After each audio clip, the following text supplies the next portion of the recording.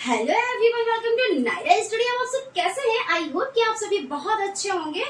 Friends, आप लोगों को स्वतंत्रता दिवस यानी 15 अगस्त की ढेरों शुभकामनाएं। उसके साथ में हम लोग स्टार्ट कर रहे हैं आज इसके उपलक्ष्य में कि आप लोगों का जो ये सेमेस्टर है, फोर्थ सेमेस्टर, इसके सिलेबस पर हम लोग डिस्कस करेंगे कि क्या क्या चीजें यानी कौन कौन से सब्जेक्ट आपको पढ़ने हैं और कितने सब्जेक्ट आपके हैं और कौन सा सब्जेक्ट कितने नंबर का है, कितने क्वेश्चंस आते हैं, इन सभी चीजों पर हम लोग डिस्कस करेंगे। ठीक है ना फ्रेंड्स? तो आप लोग वीडियो में लास्ट तक बने रहिएगा और वीडियो को बिल्कुल भी स्किप ना कीजिएगा, क्योंकि हर एक चीज आप लोगों के लिए बहुत ज्यादा इम्पोर्टेंट है।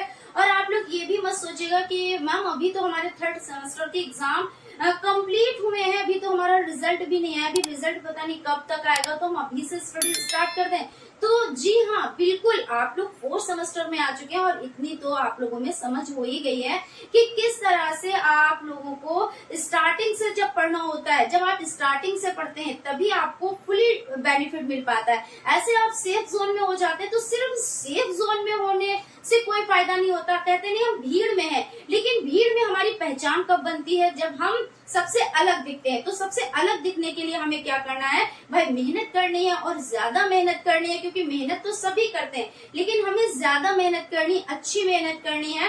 क्योंकि कहते नहीं एक पत्थर तोड़ना होता है, तो क्या पत्थर तोड़ने से कोई अमीर हो जाता है? ऐसा नहीं। जब आप उस मेहनत को जहाँ पे लगना है वहां पे लगानी है, तभी आप क्या होंगे? सक्सेस होंगे, है ना? तो ये सब चीजें हो जाती हैं। तो आप लोग ना अभी से पढ़ाई स्टार्ट कीजिए, और ऐसा भी नहीं कि बहुत टाइम है, क्योंकि सिक्स मंथ के सेमेस्टर होते हैं, वो तो आप लोग जानते हैं। और इसमें आप लोगों को पढ़ना भी है, न्यू सब्जेक्ट भी आ जाते हैं। कुछ सब्जेक्ट यानी कुछ सब्जेक्ट क्या होते हैं, हटते हैं, जैसे कंप्यूटर आपका अब नहीं है, तो अब आपको शांति शिक्षा और सतत विकास पढ़ना रहेगा, है ना? थर्ड सेमेस्टर में आपने उर्दू, जिसने उर्दू चूज की थी उसको उर्दू पढ़नी रही, और जिसने संस्कृत तो उसको संस्कृत। अब आपको क्या करना है? इंग्लिश आपको पढ़नी है। तो इस तरह से ये सब्जेक्ट हो जाते हैं।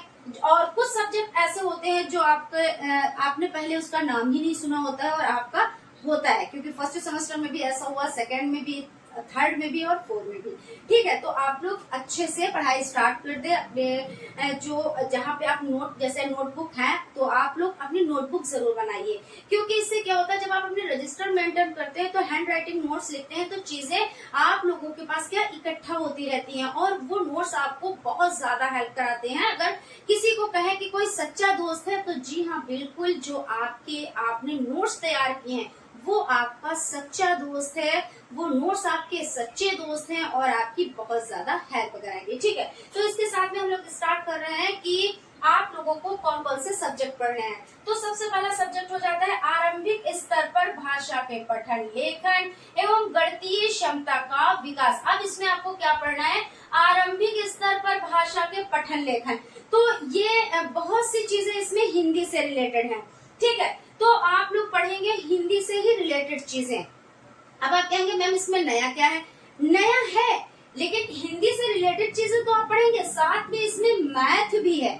ठीक है, तो दोनों चीजों यानी दोनों चीजों का मिक्सचर है, आप ऐसे बोल लें, ऐसे समझ लें, तो आपको ये सब्जेक्ट समझना ही रहेगा।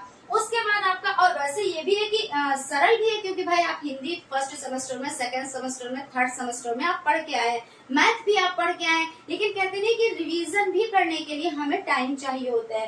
तो ये आपका 50 नंबर का हो जाता है, और आप अच्छे से जानते हैं 50 में आपको 25 नंबर लाने रहते हैं, तभी आप क्या होंगे? सेफ जोन में होंगे। उसके बाद शैक्षिक प्रबंधन एवं प्रशासन। तो इसमें क्या है कि जो शिक्षा का प्रबंध करता है, कौन करता है, किस तरह से होता है, क्या क्या चीजों में उसमें सावधानियां रखनी होती है, इन सभी चीजों पर हम लोग डिस्कस करेंगे, यानी शैक्षिक प्रबंधन एवं प्रशासन। इसके बारे में तो ये भी आपका 50 नंबर का हो जाता है, इसमें भी आपको 25 ही नंबर लाने रहते हैं।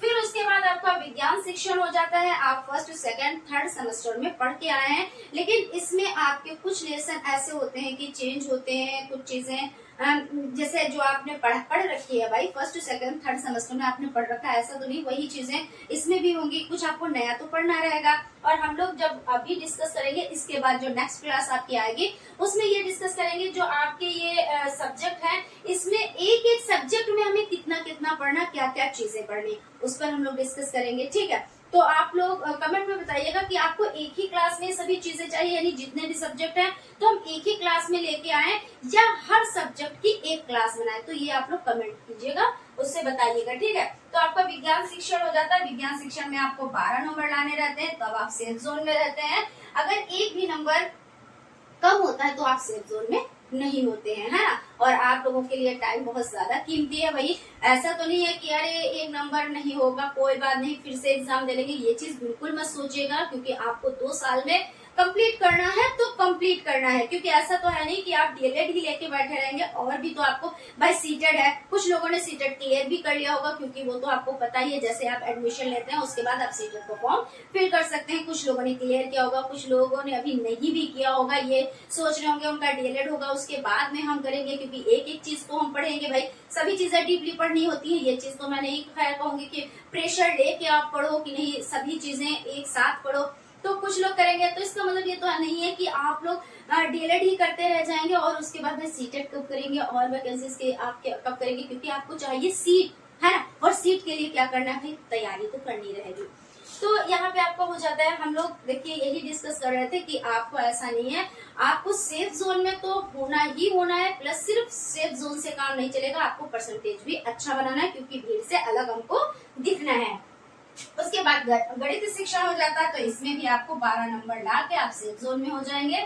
सामाजिक अध्ययन, जिसमें आपको 25 नंबर लाने रहेंगे, और 25 नंबर, और हिंदी शिक्षण में आपको 12 नंबर लाने रहेंगे, और 25 में से 12 नंबर। और अंग्रेजी शिक्षण, अभी आपने क्या पढ़ा, अभी 3rd सेमेस्टर में आपने उर्दू पढ़ी या संस्कृत पढ़ी। जैसे कि आपने 1st सेमेस्टर में या तो आपने उर्दू ली या संस्कृत ली, ऑप्शनल सब्जेक्ट थे। फिर उसके बाद जब आप 2nd सेमेस्टर में आए पहुंचे तब आपने इंग्लिश पढ़ी। फिर 3rd में आए तो जो आपने 1st में पढ़ी थी, यानी 1st और 3rd में आपको संस्कृत और उर्दू, जैसे जिसने संस्कृत ले रखी उसको संस्कृत 2 सेमेस्टर में पढ़ने होंगे, 1st और 3rd में, और जिसने उर्दू ले रखी है उसको 1st और 3rd में उर्दू पढ़नी रहेगी। लेकिन 2nd और 4th में आपको क्या करना रहेगा, इंग्लिश पढ़नी रहेगी। और आप लोग तो जानते ही जानते हैं कि इंग्लिश आपको कैसे किस लेवल की आपको पढ़नी रहती है।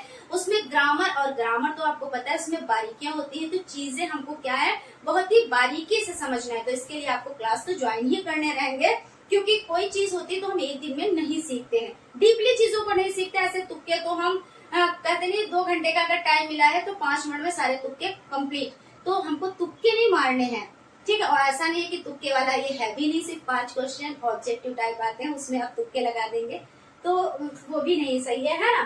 तो यानी कहने का मतलब ये है कि डीपली आप लोगों को स्टडी करनी। बाकी आप लोग तो बहुत समझदार है, क्योंकि आप 4th सेमेस्टर में अब आ गए हैं। तो यहाँ पे आपका अंग्रेजी शिक्षण हो जाता है, इसमें भी आपको 12 नंबर लाने रहते हैं। और शांति शिक्षा एवं सतत विकास, अभी आपने पढ़ा था कंप्यूटर शिक्षा पढ़ा था, है ना, कंप्यूटर शिक्षण पढ़ा था तो 3rd में। और अब आपको क्या ये सब्जेक्ट मिलेगा, शांति शिक्षा एवं सतत विकास। इसमें हम लोग क्या पढ़ेंगे, इसमें देखिए थोड़ा सा डिस्कस करेंगे कि भाई शांति कैसे बनाए रखनी है, किस तरह से हमें लोगों से पेश आना है, उन्हीं सब चीजों के बारे में हम डिस्कस करेंगे। तो ये सब्जेक्ट बड़ा ही इंटरेस्टिंग है। इंटरेस्टिंग का मतलब ये है कि इसमें जब आप पढ़ेंगे ना तब आपका बहुत ही ज्यादा मन लगेगा, और ऐसा भी होगा जैसे मैथ पढ़कर आप लोगों में बारीकियां आई हैं, उसी तरह आपका जो ये शांति शिक्षा एवं सतत विकास पढ़कर आप देखिएगा आप में कितनी गंभीरता आएगी। जो फैसले नहीं ले पाते कि कोई बंदा हमको क्या कह के गया है, कुछ कह के गया है, हमको उसको पलट के जवाब देना है, तो जब ये आप सब्जेक्ट पढ़ लेंगे तो आपको ये सब चीजों में कंफ्यूजन नहीं रहेगी। सिर्फ एक फंडा है कि अगर कोई कुछ कहता भी है कोई बात नहीं भाई, तू कह ले, मैं ही छोटा बन गया, बस ये वाली बात होगी। तो सारी चीजें हम लोग क्या करेंगे, अपने से रिलेटेड समझेंगे। जैसे दुनिया में जो चीजें हो रही है, कुछ लोग होते हैं बेफायदे में लगे रहते हैं किसी के पीछे, कोई ऊपर उठने की कोशिश करता है तो उसको नीचे गिराने की कोशिश करते हैं। भीड़ में अगर तुम अलग दिख रहे हो तो उसकी लोग क्या करते हैं, बहुत ज्यादा बुराइयां करने लगते हैं, है ना, उसमें बहुत सारी कमियां निकालने लगते हैं। तो शांति शिक्षा जो है आपकी वो यही बताती है कि हमें पहली बात तो किसी में कमियां नहीं निकालनी चाहिए, किसी की बुराई नहीं करनी चाहिए, है ना। और अगर कोई बड़ी लाइन बन रहा है, जैसे आपका यहाँ पे हम जैसे कोई ये इतनी बड़ी लाइन है और हमको क्या करना है, सक्सेस होना है, तो क्या हम इसको ऐसे काट देंगे और हम सक्सेस बन जाएंगे? नहीं, हम क्या करेंगे, इस तरह से बड़ी लाइन यानी ये इतना सक्सेस हुए, हम इतना सक्सेस होंगे तो हम बड़े दिखेंगे, ना कि हम थे इतने बड़े, हम इतने बड़े थे, ये बंदा इतना था, हमने इसको काट दिया और इसको बराबर में ले आए। नहीं, हमको इससे बड़ा बन जाना है। तो शांति शिक्षा में यानी शांति शिक्षा जो आपकी हो जाती है उसमें हम यही चीजों को पढ़ेंगे कि किस तरह से हमें जिंदगी जीनी चाहिए, किस तरह से हमको लोगों से पेश आना चाहिए, उनसे कैसे बिहेव करना चाहिए। अगर कोई कुछ कह भी देता है तो उसे बर्दाश्त भी कर लेना चाहिए। हालांकि आज का जो दौर है तो ऐसा नहीं है, लेकिन फिर भी हम कहते नहीं है कि एक एक लोग से बनकर, वही वाली बात, बूंद बूंद से घड़ा बनता है, एक एक से बहुत सारे लोग बनते हैं। तो अगर एक एक लोग सीखेंगे इन चीजों को तो सभी लोग सीख जाएंगे। ठीक है, बाकी तो जब हम इसको पढ़ेंगे तब समझेंगे इसको डिटेल में। ठीक है, तो बहुत ही अच्छा लगेगा आपको सब्जेक्ट पढ़ते हुए और बहुत शांति भी मिलेगी। सारे डाउट्स आपके क्लियर भी हो जाएंगे कि हमें कैसे पेश आना, क्या, तो सब क्लियर हो जाएगा। ठीक है, तो फ्रेंड्स आई होप आप लोग समझ गए होंगे कि आप लोगों को कितने सब्जेक्ट पढ़ने हैं, किस सब्जेक्ट में कितने नंबर आपको लाने हैं, तो सभी चीजें। तो फ्रेंड्स मिलते हैं हम अगली क्लास में, जहां पर हम ये डिस्कस करेंगे कि कौन से सब्जेक्ट में कितनी कितनी चीजें पढ़नी है। और उसके बाद हम लोग क्लासेस कंटिन्यू, यानी क्लास तो कंटिन्यू हो ही गए हैं, लेकिन आपके सब्जेक्ट वाइज क्लासेस कंटिन्यू हो जाएंगे। तो आप लोग क्लासेस से जुड़िए। अगर चैनल को सब्सक्राइब नहीं किया है तो सब्सक्राइब करिए, बेल आइकन को प्रेस करिए और सेशन अच्छा लगे तो लाइक भी जरूर कीजिए। Thank you.